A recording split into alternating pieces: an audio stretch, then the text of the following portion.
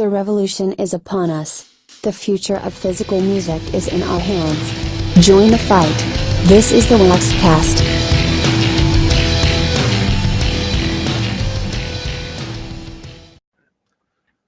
All right, I think we're live. We are live. All right, hello, vinyl community. How we doing? Well, they can't answer you, so. Well, yeah, you can right there at the bottom. You can comment. Oh, that's right, they can comment. Yeah. So, welcome to the WaxCast. Yeah. We are back. Sorry about last week. We had some things come up. Things came up, and it just one thing ran over the other, and Yeah, it just wasn't in the cards yesterday or last week. So we've got a pretty special one this week. We are excited, but before we get to that, this is the WaxCast, where we presented by GetItOnVinyl.com, where we talk about anything prevalent to the vinyl community and affecting either the format or independent record stores. And we have a very cool guest tonight. We have Larry Jaffee from the Making Vinyl Conference, which is coming up in October. And so he's a couple hours ahead of us, so we don't want to keep him up any later than we have to. So we're going to bring him right in. Larry, thanks so much for joining us. Hey, great to be here. All right. Well, let's just jump into it. The second Making Vinyl Conference is coming up.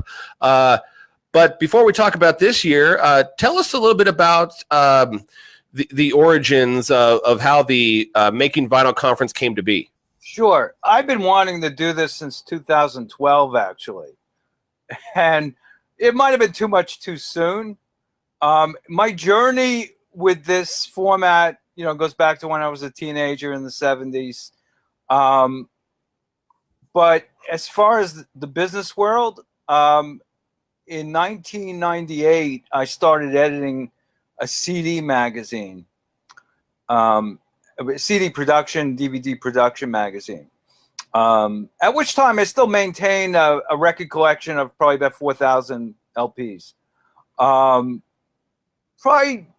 bought more CDs over the next, 6-7 years than vinyl. I mean, I would go to record shows once in a while, but I wouldn't buy very much. So I think I was somewhat brainwashed by CDs. It's funny now I could barely listen to one.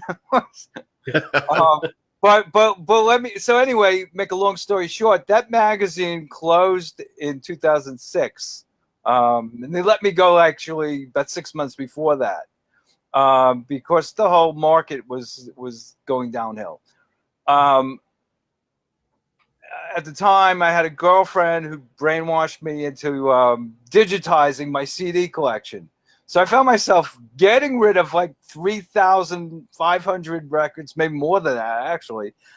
Probably 3,000 CDs, 2,000 DVDs. I mean, I was just getting rid of stuff, right? Within 2 years, the only stuff I really missed were the records. I realized what a stupid mistake I made. And I've been spending the last 5 years recreating my own collection. But getting back to the CD magazine, that was around the time I first met Brian Eckes, who he and I are the co-founders of Making Vinyl. So Brian and I have been working together for over a decade fairly closely. He was involved in a trade association called MediaTek, and I would do their newsletter and marketing communications type stuff. And then he moved on to another group called Colonial Purchasing Cooperative, which is basically a buying group for raw materials of the remaining CD manufacturers. And there aren't a lot of them. But among them is Rainbow Records in Santa Monica in California. And they've been, I think they are the oldest record pressing plant in the U.S. So Steve Sheldon, the owner of the plant, he liked the idea. I mean, the planets sort of had to line up. So like I said, since 2012, I kept on telling Brian, this is real. It's not going away. It's not a fad. It's coming back. And he, of course, realized that the decline of CDs was so evident. It would go down 20% at least every year for the past decade. So, it's great that I think young people as well as baby boomers like me have warmed up to it. Definitely. Sure. So the started. What prompted you to really just push for the first conference to come together last year? Well, it was interesting. A couple things happened. I became friends with Michael Kurtz from one of the co-founders of Record Store Day about 3 years ago. And I was actually approaching it from a journalism perspective. I write for a bunch of different magazines. But 2 years ago, I did an expose about how the vinyl comeback was being underestimated by the mainstream media. And I really delved into how SoundScan only takes a tiny percentage of the stores that are actually selling vinyl. So how could they say authoritatively that this is, the increase by such percent? It just made no sense. Sure.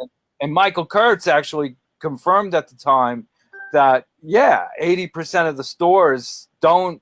80% of the stores that participate in Record Store Day do not report into SoundScan. Right. Yeah. So the whole thing's a ridiculous guess. I've heard since then that SoundScan has increased their sample size. I'm not really sure about that. They actually, we're trying to work with them to see if they'll be involved.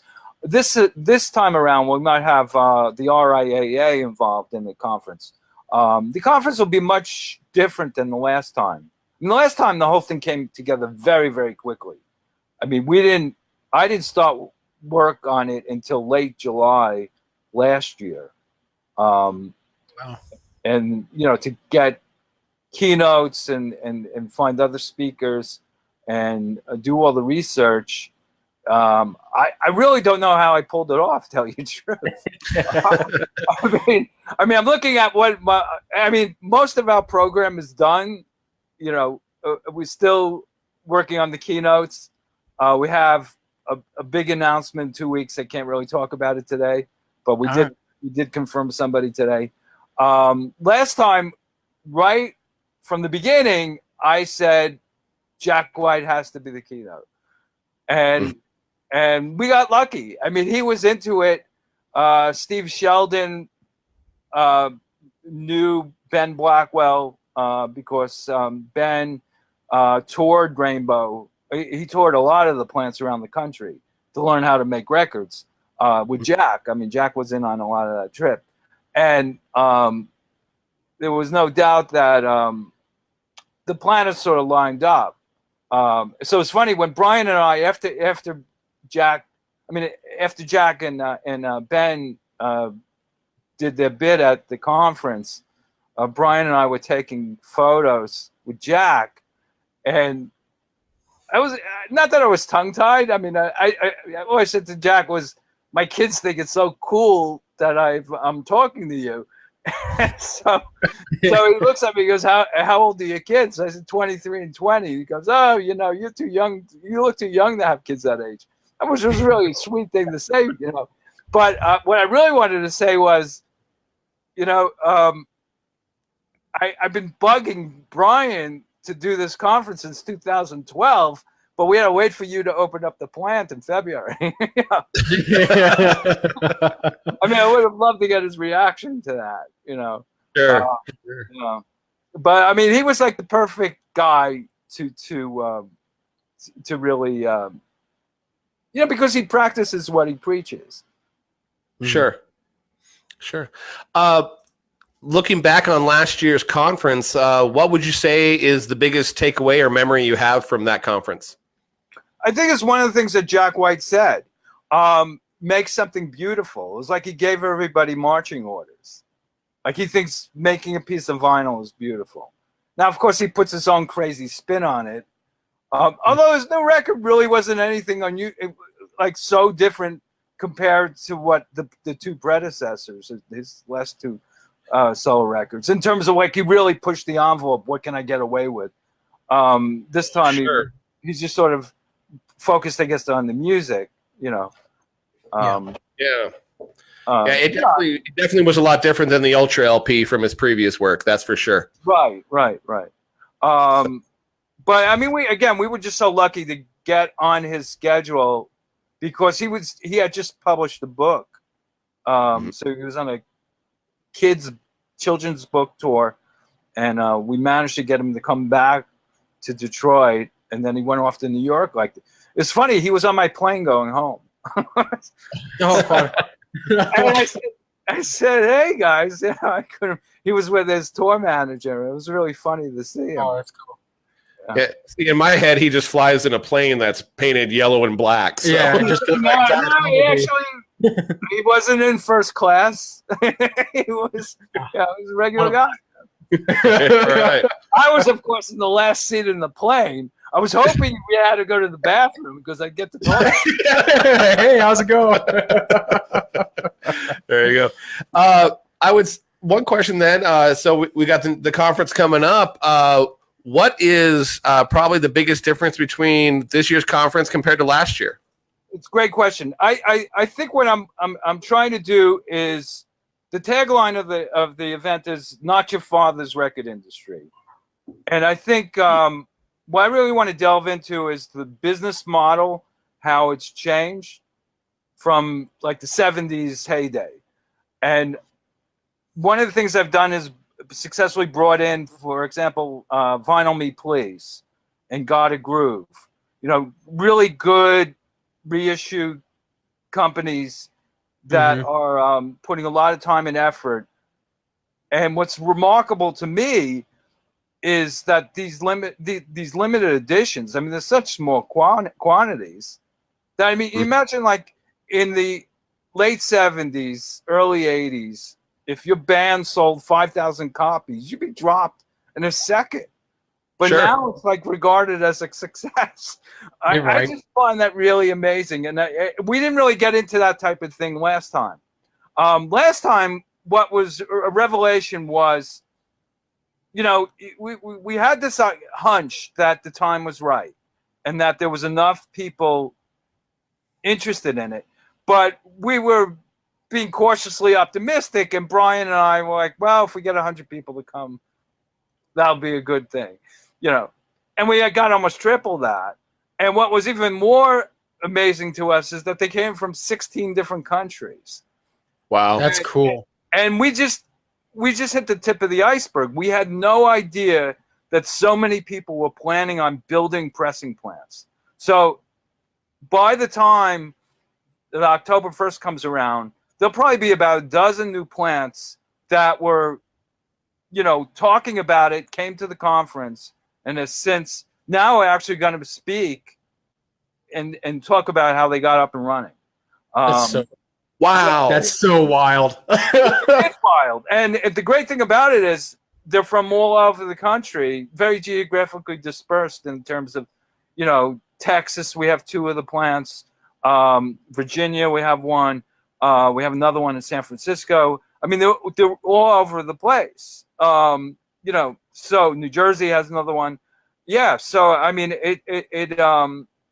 that is really it's galvanized. Wait, and one of the great comments I kept on getting from people was that, you know, this was the first time I got to meet so-and-so in person. Like, we talked on the phone and we traded emails, but, you know, no matter what part of the industry you were in, it gave you an opportunity to expand your, you know, potential business universe. Yeah. Well, have the face-to-face interaction and have that handshake and, you know, got a face with the voice and all that now. I mean, that's wild. I mean, kind of to your point, though, with the those SoundScan numbers, you bringing up the point with all of those plants opening up, like those SoundScan numbers don't match up to what's happening as far as those plants opening up. Yeah, I mean, Steve Sheldon was saying, you know, their numbers are ridiculous. He goes, I pressed 9 million records myself. So how can you say they only sold, you know, 6 million? The other thing, getting back to how it's not your father's record industry, one of the things that really made sure that the CD stuck was that the retailers were able to give back what didn't sell, like the returns. They don't do that anymore, which means that the retail stores are much more careful and Michael Kurtz told me that they had like, I think 80 to 90% sell through on this last record store day. Wow. In terms of like everyone, is pretty much buying what they think they're going to be able to get rid of. And anecdotally, I see that in New York at all the stores that participate. Like they still have like one little box or two boxes, but that's Right. it. Yeah. Sure. Well, I think we're seeing that across a lot of different stores. We travel the country visiting stores, and we're seeing stores becoming so much more curated to their markets. I mean, more and more, sure, you still got your giant stores that have something for everybody, but we're seeing stores that are so catered to their communities. Yeah, they're getting to a point now where they've been so established and rooted in their community. They know their demographic. They know what they want. Absolutely. It's just they know what they want now. It's very cool. Yeah, and just one last thing about the SoundScan numbers. I read an interesting thing was that so many records are pressed even without a barcode these days, which makes it almost impossible to track on SoundScan. Exactly. Bands that go on the road, they're not reporting in. Yeah. Absolutely. Yeah. So I think I agree with you. And obviously we've written similar articles. I think the numbers are not only flawed, they're disastrously flawed. Oh, yeah. So disastrously. And the media is just not like asking the questions. And also around this time last year, the Wall Street Journal came out with this ridiculous story saying the headline was "The Vinyl Boom Was Over."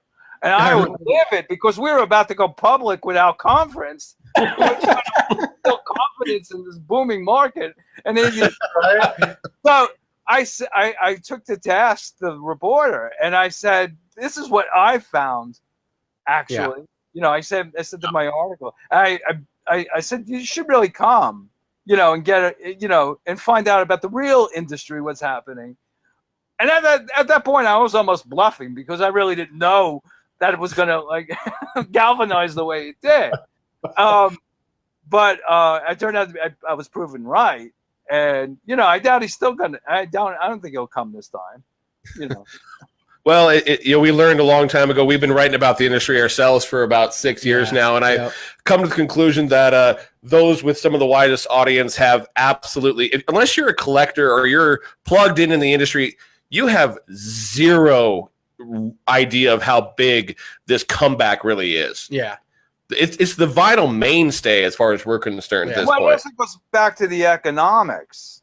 I mean, we hear that the dollar amount of records now equal the dollar amount of CDs, which shows that CDs became a commodity long ago from a manufacturing perspective. And also, if this is true, I listened to a couple of your WaxCasts, and I think you're on the right. I think you're on the right track when you say that, packaging, for example, is really key to keeping the market growing. It's absolutely right because it's what distinguishes it from, CDs to be fair, I mean, there's still some really well-packaged CDs. And in fact, one of the things we're doing differently with the awards this time around is we have 2 categories devoted to CDs.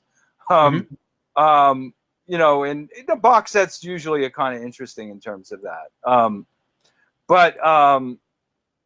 on the packaging, we also, for example, we have a category that says that they said it couldn't be done, and really is going to get into like the structural design of things, the way things fold out, and the materials that we use. We also have one about the environment, Save the Earth.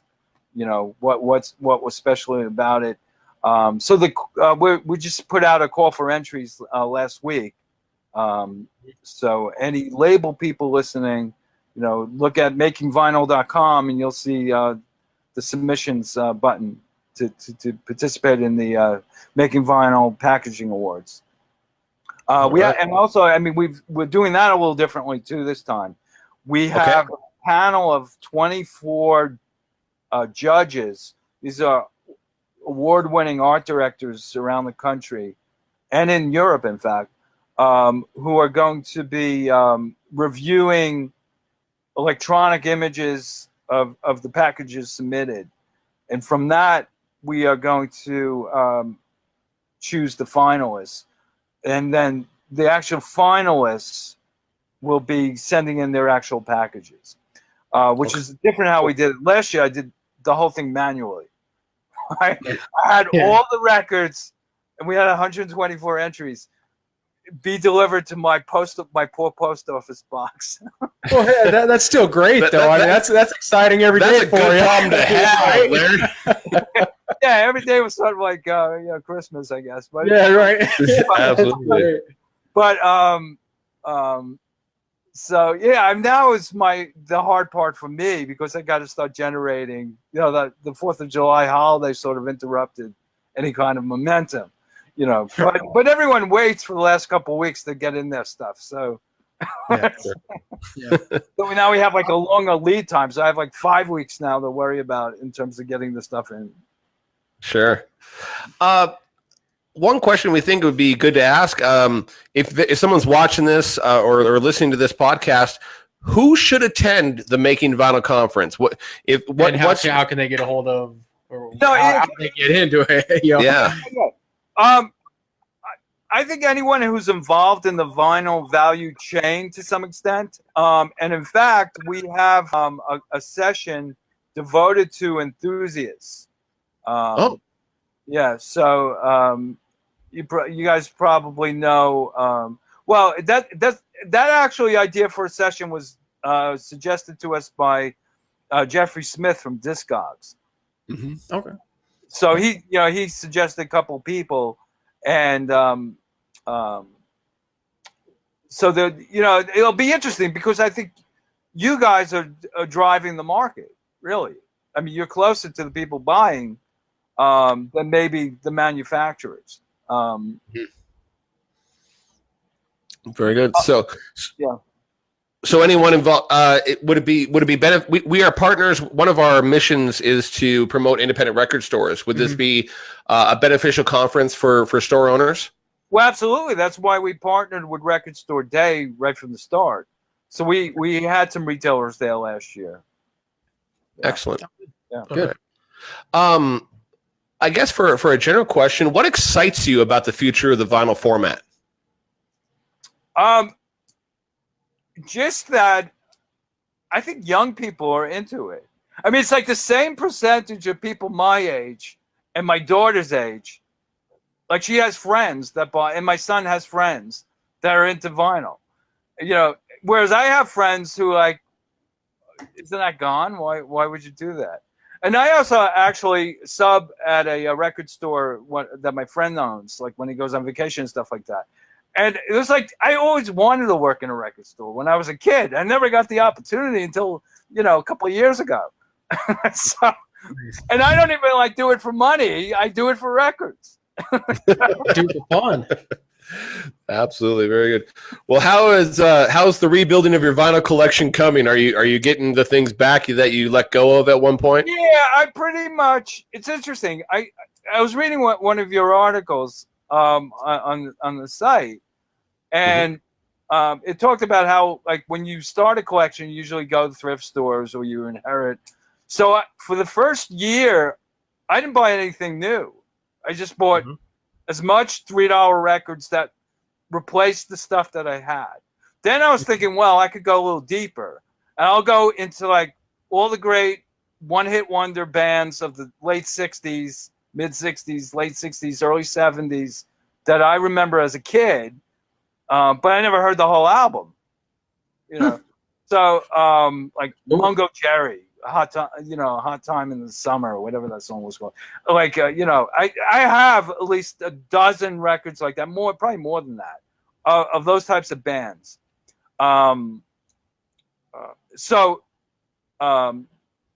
Like Vehicle, Ides of March was like another one. It's a whole other journey. This is a completely different journey that you're going on then.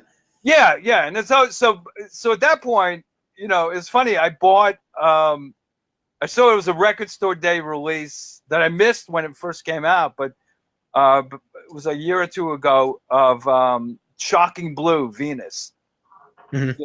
And that entire album is great, actually. I mean, it was a Dutch band, and I like the whole sound of it.